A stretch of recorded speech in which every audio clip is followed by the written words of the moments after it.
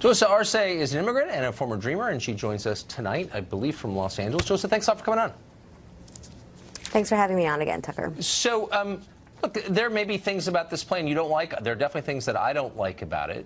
But it's hard to see how a plan that gives legalization, amnesty, and a path to citizenship for more than 2 million people here illegally, none of them white, is white supremacy.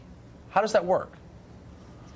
Well, I think we have to take a step back and look at this from the beginning. The reason why we're in this chaos situation of young people's lives being on the line is because the president rescinded DACA, the program that gave undocumented young people the ability to work and go to school and drive and pay taxes. He ended that program, and that is why we're in this situation. And let's be very clear. Since you want to do that and dispute properly, no, stop. No. No, I'm going to ask you a question. Monologue, and so now it's my turn to speak. I don't believe it is. Right? I want to ask you a question about the discussion today, not about the roots of DACA, which I'm happy to debate with you in some other forum. I want to ask about the response today to this proposal released last night, which is that it's white supremacy. And I would like you to tell me if you believe it is, and if so, how. You would let me. If you could give me a crisp answer and not filibuster, I'd appreciate it. Listen. It was Donald Trump who ended the DACA program, and he did so because he wanted to hold hostage and use as bargaining chips the lives of 800,000 undocumented people who have been here their entire lives, who are American in every single way. And now what we're trying to do is to create a second-class citizen. Okay, that's what this program does. Okay. It says so are you that not the going to dreamers answer can my become question? This is giving people who are here illegally are getting amnesty and a path to citizenship, which is what you've been asking for, and you're calling that white supremacy. None of those people are white, so how is it white supremacy? But at what price? I'm not calling it white supremacy. I don't think those words have come out of my mouth. They've come out of the mouth of I'm not calling it white supremacy ranking Democrat. What I am saying is that this plan, what it does is it creates a second-class citizen, because it says that the dreamers can become citizens themselves, but they cannot sponsor their parents. They cannot sponsor their siblings.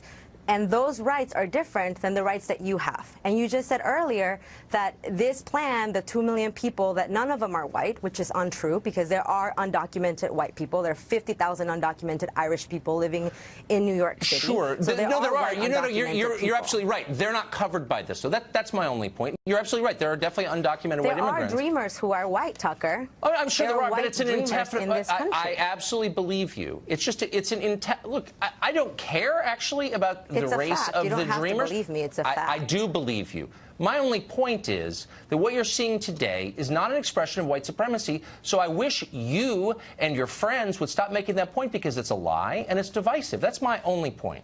And because it's not true, and it makes people hate each other. Do you understand what I'm saying? It is a plan that makes, it is a plan that would potentially make 2 million people, who are mostly people of color, have less rights than white citizens. So that is racist. Okay, so it's racist you come in the country illegally, as you did. You have a moral right to let your relatives come too? Well, first of all, I did not come into the country illegally. Let's get the facts straight. I came to the U.S. on a plane, on a tourist visa. So I did not come into this country illegally. I thought that you overstayed. I'm sorry, I totally misunderstood your bio. I did overstay my visa, but I did not come into the country illegally. Oh, you were here illegally. Okay. So I guess that's what I just said. But my point is, point that you're missing if you are is that an 8-year-old, a 2-year-old cannot break the law. It was their parents who brought them to this country. The parents who brought them to this country. Right. So you're saying that the parents who brought them to this country now have a moral right to become citizens also. And I'm wondering where that right comes from. Listen, if I am now a U.S. citizen, and if I want my mother to be able to come visit me and to be able to come be with me as a United States citizen, I should have that right. You have that right, right? If you had a mother who lived in a different country, you would be able to sponsor her. So you sneak into the country, you bring your child, that child gets citizenship, and now you have a right to citizenship because you're the one who caused this problem, that parent, in the first place, by bringing your child here illegally, but I have to, as a citizen, give you citizenship? How does that work exactly? No, but why should I be for that? going back to the point I was making at the beginning of the segment, which is that the reason we are in this situation is because the president ended DACA, and then he tasked Congress with coming up with a solution you want to have that debate, but let's talk about. But now actually, you're not answering my question. Dreamer lives should pay for a $25 billion wall. So you're saying if I sneak into someone else's country and bring my child, and the people of that country are kind enough to give that child citizenship, that I somehow deserve it too? Because why? Why? That's a simple question. Why don't you give me a simple answer? I'm going to tell you why. The reason why is because if these people become United States citizens, as they would under this plan, they should have the rights as every other American citizen has. Why should this person, if we're making them citizens, why should they have less rights? Because you came illegally, that's why, and we don't want to reward that behavior. Then they should have the same rights as every other United States citizen. Let me ask you really quick. So the ACLU described this as the supposed generosity of giving citizenships to people who are here illegally. Do you think it's generous of the United States to give citizenship to people who came here illegally? Do you think it's generous?